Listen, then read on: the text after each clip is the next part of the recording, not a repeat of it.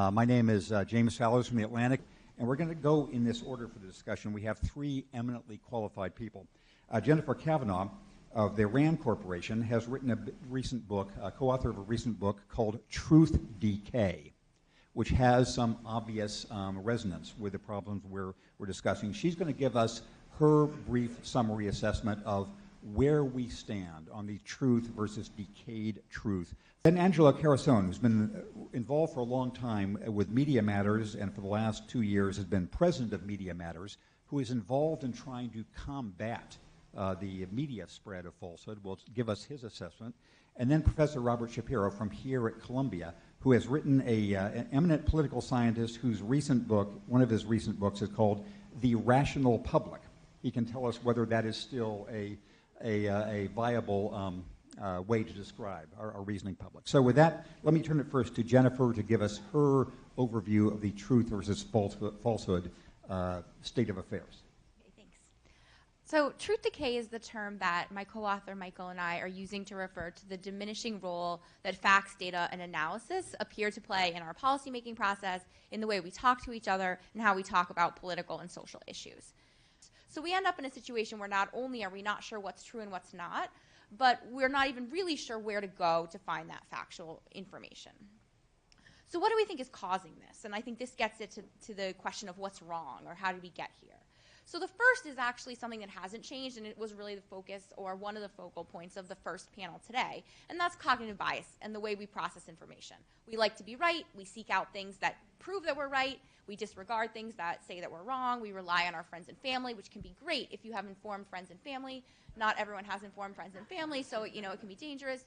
We use shortcuts to make decisions, which can be helpful, except when they lead us astray. So there are all these ways in which just the way we process information makes us susceptible to this. Now, that's not new.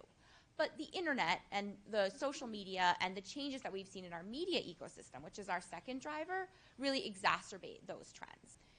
Now, the third driver that we point to is the education system.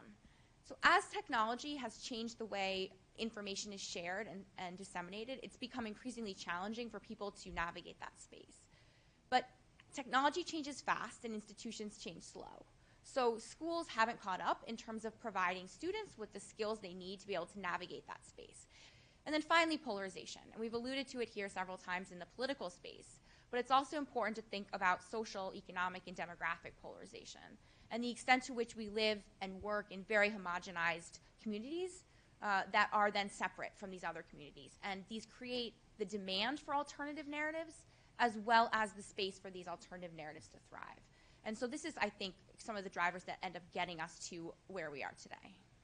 Jennifer, thank you very much for a masterful job of distilling in just a couple of minutes the arguments of a whole book and the surrounding work. Angelo, now tell us how we should think about, tell us the Media Matters perspective on where we stand on the truth versus fiction frontier. Sure. So right after the election, I moved into this role, but one of the things that we did, part as just an exercise that sort of turned into something significantly more meaningful, was we took 60 or so of the most trafficked fake news stories from the past year and a half. So Obama bans Pledge of Allegiance, Hillary Clinton is on a breathing machine, things like that. Pope endorses Donald Trump. We traced them backwards. We did a food chain analysis. Where did they start? And what we found is that they all started in the same place. And what came out of that was important insight, not just into how this sort of disinformation engine spreads a lot of these falsehoods and why they're so effective in some ways, but something more meaningful that gets to what do you do in an environment where there's all these issues around trust and truth, and how do you combat that? So what the takeaway was sort of a framework. They all started in these online message boards, places like 4chan, 8chan, Kiwi Farms, some smaller white nationalist message board communities. They would create the raw material that ultimately became fabricated stories. So what happened, we found, is that these communities were creating a lot of the raw material that then was moved into a pipeline of not just ideological storytellers, so traditional misinformers, but also people that were just looking to make a buck off of some viral traffic. And they were distributed through a constellation of mostly ideological social networking communities. Great, thank you. And again, it's fascinating, and as if somebody had planned the lineup of this panel, that we've had, the sort of landscape ecosystem analysis from Jennifer, and then the very specific description of what's happened, in weaponized political opinion in the last 2 years from Angelo. Now we have the academic perspective from Art Shapiro. How should we think about this academically? Well, the academic perspective is the political perspective. The focus that I would like to emphasize is on the role of partisan conflict and polarization in terms of fomenting the spread of fake news and lies. And however, things aren't as bad as they seem. And I want to cite hot off the press, there's an article in Science that I got yesterday. In terms of the pervasiveness of fake news, and this is in cyberspace, and we can come back to mainstream media. It's an article on fake news on Twitter during the 2016 election. And the takeaway is only 1% of individuals accounted for 80% of fake news source exposures, and only 0.1% accounted for nearly 80% of fake news sources shared. So the scope of the problem here, at least in cyberspace of fake news, is much more limited than people think. Although small percentages matter if you think about influences on the election outcome in Michigan, Ohio, and Pennsylvania. So small differences matter, but in the grand scheme of things, it's small. And the article also emphasizes is where the real action is in mainstream media. So think in terms of Fox News and liberal media here. Now,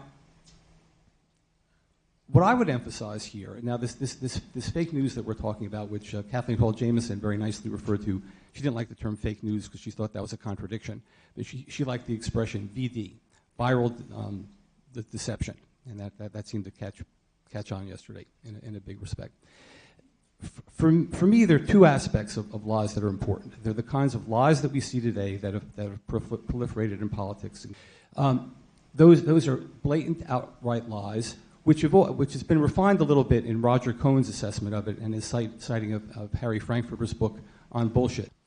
The kinds of lies that I worry about most are the lies that have always been with us, and I've kind of talked about this in other contexts. And these are damn lies. The difference between lies and damn lies is that in the case of lies, the facts are out there, and the opposition can report about the facts and debate them openly because of free speech and freedom of the press. Damn lies are lies that occur where the liars lie and the critics are suppressed because free speech is suppressed and the media are suppressed. The damn lies that I worry about most, and this hasn't changed, are lies in which the liars have a monopoly over the information. They know what the truth is. The opposition doesn't have information. That is, the information here is asymmetric rather than symmetric. Only one side has it.